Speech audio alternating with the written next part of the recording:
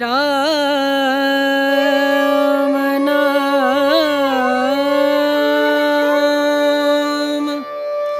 ಭಜಲೆ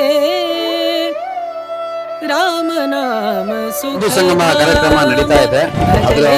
ಇದ್ರ ಬಗ್ಗೆ ಏನ್ ಹೇಳ್ತೀರಾ ಅಂತ ಹೇಳ್ಬಿಟ್ಟು ಇವ್ರಿಗೆ ಒಂದೆರಡು ಮಾತು ಕೇಳೋಣ. ಇವತ್ತಿನ ದಿವಸ ಏನು ಹೊಸದುರ್ಗದಲ್ಲಿ ಹಿಂದೂ ಸಂಗಮ ನಡೀತಾ ಇದೆ, ಈಗ ಮೆರವಣಿಗೆ ಬರ್ತಾ ಇದೆ. ಅದರ ಒಂದು ಸಂಬಂಧವಾಗಿ ನಮ್ಮ ಹೊಸದುರ್ಗ ಭಾವಸಾರ ಕ್ಷತ್ರಿಯ ಸಮಾಜದ ವತಿಯಿಂದ ಒಂದು ಪಾನಕ ವಿತರಣೆ ಕಾರ್ಯಕ್ರಮ ಇಟ್ಕೊಂಡಿದ್ದೀವಿ. ಇದನ್ನ ಎಲ್ಲರೂ ಕೂಡ ಸವಿದು ಮತ್ತೆ ಇದರ ಈ ಒಂದು ಕಾರ್ಯಕ್ರಮದನ್ನ ಸದುಪಯೋಗ ಪಡಿಸ್ಕೋಬೇಕು ಅಂತೇಳಿ ಎಲ್ಲರೂ ನಾವು ವಿನಂತಿ ಮಾಡ್ಕೊಳ್ತೀವಿ. ಜೈ ಹಿಂದ್, ಜೈ ಶ್ರೀರಾಮ್. ಜೈ ಶ್ರೀರಾಮ್, ಜೈ ಶ್ರೀರಾಮ್, ಜೈ ಶ್ರೀರಾಮ್, ಜೈ ಶ್ರೀರಾಮ್. बोलो भारत माता की जय.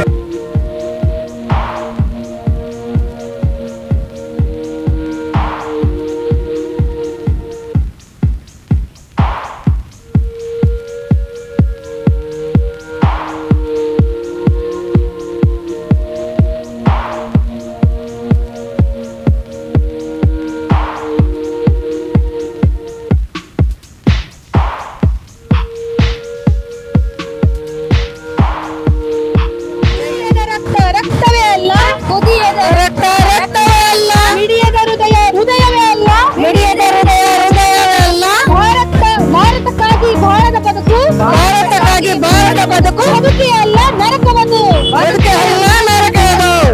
ಜೈ ಭಾರತ ಮಾತಾ, ಜೈ ಜೈ ಭಾರತ ಮಾತಾ, ಜೈ ಜೈ ಜೈ ಜೈ ಭಾರತ ಮಾತಾ, ಜೈ ಜೈ ಜೈ ಜೈ ಭಾರತ ಮಾತಾ. ಭಾರತ್ ಮಾತಾ ಕಿ ಜೈ, ಭಾರತ್ ಮಾತಾ ಕಿ ಜೈ. ಶ್ರೀ ರಾಮಚಂದ್ರ ಮಹಾರಾಜ್ ಕಿ ಜೈ. ಮಾತರಂ ಮಾತರಂ ವಂದೇ ಮಾತರಂ. ನಮೋ ರಕ್ಷತಾ ರಕ್ಷತಾ. ಹಿಂದೂ ಸಂಗಮ ಮಾಡ್ತಿರೋದು ಯಾಕೆ ಅಂದ್ರೆ ನಾವು ಹಿಂದೂಗಳು ಎಲ್ಲದಲ್ಲೇ ಮತಾಂತರ ಆಗಿ ಬಹಳ ಗೊಂದಲ ಆಗ್ತಾ ಇದೆ. ಆದ್ರಿಂದ ಹಿಂದೂ ಸಂಗಮ ಎಲ್ಲ ಕಡೆ ಆಗ್ಬೇಕು, ನಾವು ಒಗ್ಗಟ್ಟಾಗಿರ್ಬೇಕು ಅನ್ನೋ ನಮ್ಮ ಭಾರತೀಯರ ಉದ್ದೇಶ. ಬಾಂಗ್ಲಾದೇಶದಿಂದ ಬಂದಂತರು ಇಲ್ಲಿ ತುಂಬಾ ಜನಕ್ಕೆ ಲೋನ್ ಸಿಗ್ತಾ ಇದೆ. ನಮ್ಮಂತ ಇವ್ರಿಗೆ ನಮ್ಮ ತಾಲೂಕಲ್ಲಿ ನಮ್ಮ ಸ್ಥಳೀಯರಿಗೆ ತುಂಬಾ ತೊಂದರೆ ಆಗ್ತಾ ಇದೆ. ಇದಕ್ಕೇನು ಉತ್ತರ ಅಂತ ನಮಗೆ ಕೊಡ್ಲಿಕ್ಕೆ ವಿಚಾರಿಸ್ಲಿಕ್ಕೆ ಆಗ್ತಾ ಇಲ್ಲ.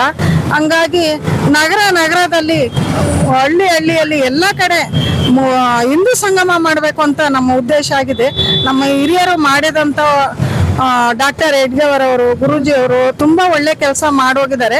ನಾವು ಈ ದೇಶವನ್ನು ಏನಾದ್ರೂ ಸನಾತನ ಧರ್ಮ, ಹಿಂದೂ ಧರ್ಮ ಅಂತ ಉಳಿಸ್ಕೋಬೇಕು. ನಾವು ಇದನ್ನ ಎಲ್ಲ ಕಡೆ ಕಾರ್ಯಕ್ರಮ ಮಾಡಬೇಕು ಅಂತ ನಮ್ಮ ಮತ್ತೆ ಮುಂದೆ ಬರೋಂಥ ಪೀಳಿಗೆಗೆ ನಮ್ಮ ಹಿಂದುತ್ವ ಚೆನ್ನಾಗಿ ಬೆಳಿಬೇಕು. ಪ್ರತಿ ಒಂದು ಮನೆಯಲ್ಲೂ ಭಗತ್ ಸಿಂಗ್, ಚಂದ್ರಶೇಖರ್ ಆಜಾದ್, ಸಾವರ್ಕರ್, ಛತ್ರಪತಿ ಶಿವಾಜಿ, ಪ್ರತಿ ಒಬ್ರು ಮನೆಯಲ್ಲಿ ಮತ್ತೆ ಝಾನ್ಸಿ ರಾಣಿ ಲಕ್ಷ್ಮೀಬಾಯಿ, ಅಹಲ್ಯ, ದ್ರೌಪದಿ, ಸೀತಾ, ಮಂಡೋದರಿ ತಥಾ ಎಲ್ಲರೂ ಮನೆಯಲ್ಲಿ ಹುಟ್ಟಬೇಕು ಮುಂದೆ ನಮ್ಮ ಪೀಳಿಗೆಗೆ ಅಂತ ನಾನು ಕೇಳ್ಕೊಂತೀನಿ. ಈ ಹೊಸದುರ್ಗದಲ್ಲಿ ಹಿಂದೂ ಸಮಾಜೋತ್ಸವ, ಹಿಂದೂ ಸಂಗಮ ಮಾಡ್ತಿರೋದು ತುಂಬಾ ಒಳ್ಳೆ ಉದ್ದೇಶ ಆಗಿದೆ ನಮ್ದು. ಎಲ್ಲರೂ ಒಗ್ಗಟ್ಟಾಗಿರ್ಬೇಕು, ನಮ್ಮ ದೇಶ ಒಗ್ಗಟ್ಟಾಗಿರ್ಬೇಕು.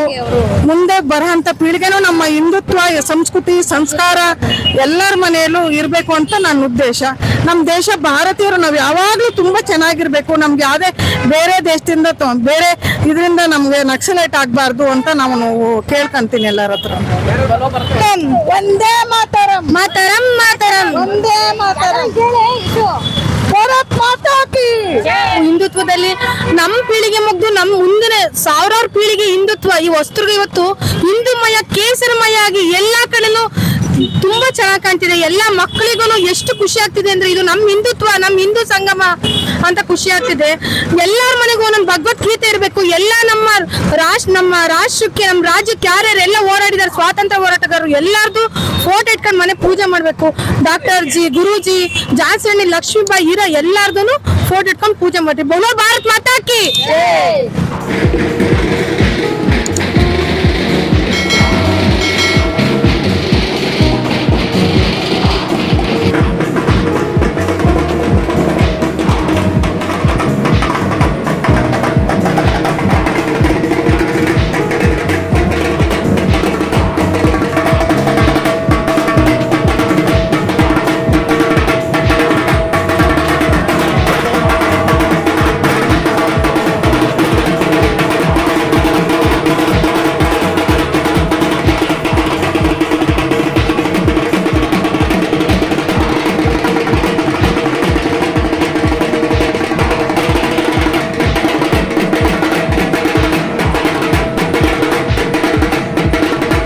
ಇಸ್ವಿ 1925 ಇಸ್ವಿ ವಿಜಯದಶಮಿ ದಿವಸ ನಾಗಪುರದಲ್ಲಿ ಸಂಘ ಪ್ರಾರಂಭ ಆಗಿತ್ತು. ಸಂಘ ಪ್ರಾರಂಭ ಆದಾಗ ಕೇವಲ 4-5 ಜನ ಬಾಲಕರನ್ನ ಕರೆದುಕೊಂಡು ಪರಮ ಪೂಜನೀಯ ಡಾಕ್ಟರ್ ಕೇಶವ ಬಲಿರಾಮ್ ಹೆಡ್ಗೇರ್ ಅವರು ಸಂಘವನ್ನ ಪ್ರಾರಂಭ ಮಾಡಿದರು.